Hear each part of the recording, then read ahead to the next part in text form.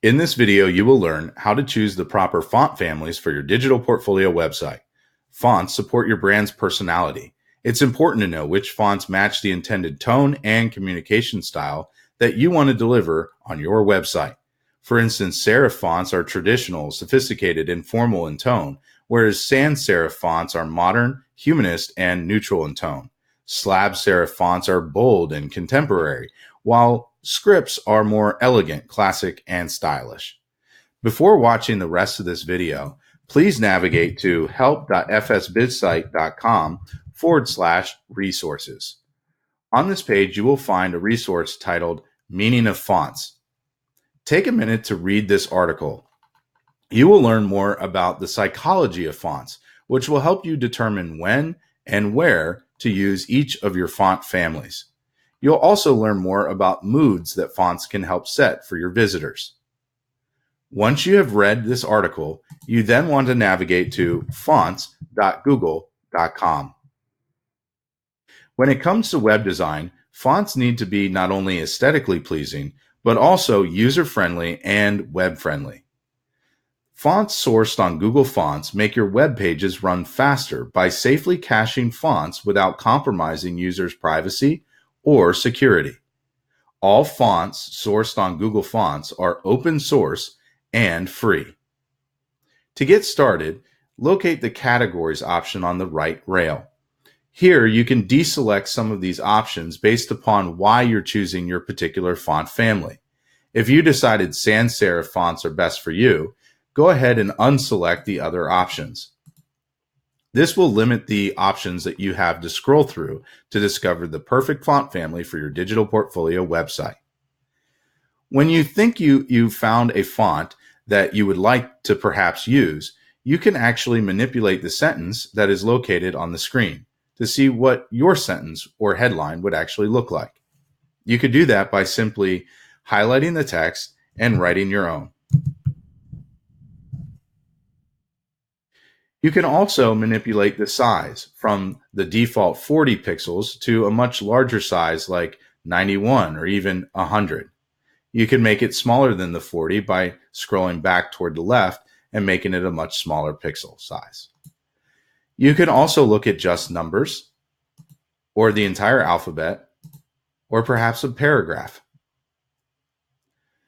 For this exercise and for the sake of your digital portfolio website, you will be choosing two font families. The first is going to be for your headers. The second is going to be for your body text or supporting text to headers. Since I already know what font family I'm going to choose, I will navigate up to the top right where there's the search field and simply search for the font that I would like to choose. Once I've found the font that I like, I will click on it and it'll bring open a new user interface. Here you can find some additional valuable information, like the designer of the font and more about this particular font to determine whether it really is the font for you. For instance, this font is based on an elegant and vintage feeling. And it also indicates that it should be used for larger sizes, so it's perfect for a header. That's what I'm looking for now.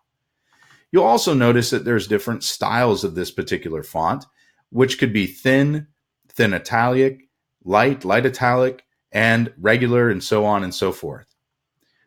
Furthermore, you can also see how often this particular font is being used in the US and various other countries around the world. You can see how often these websites that are using the font are being sourced by Google. And lastly, most importantly, you can find the popular pairings for your header text. So if this is the font for me, which it is, what Google has done is it's paired a multiple different font families with my intended headline text. So you can see here that this particular font might look like this with the header, or this font might look like this with the header, Railway might look like this with the header, and so forth. When I find a pairing that I like, you can select the fonts by adding them to your font families. To do so, up in the top right, you'll want to select this font by clicking the plus sign. Then you'll notice that down on the bottom of your screen, it saves your font family. I'll also want to make sure that I'm saving the supporting or pairing text, which would be this one. So once more, I'll just click the plus sign. Now, if I open this little menu that shows up down at the bottom of my screen, I can see that both of my font families have been selected and saved for me. Now, I do recommend clicking the download option for your font families and saving them to your local device. The reason why I recommend doing that is so that you can keep your branding consistent both online and off. Say, for instance, you wanted to create a PowerPoint or Keynote presentation. You'll want to make sure that you're using the same font families across your PowerPoint and Keynote presentations as well as your website for brand consistency. You would also want to do the same with Word documents that you create. Now that I have them saved and they're also saved online, I can remember which font families that I'll use to manipulate my digital portfolio website. In future videos, you will learn how to select these font families directly on your digital portfolio website using WordPress Content Management System.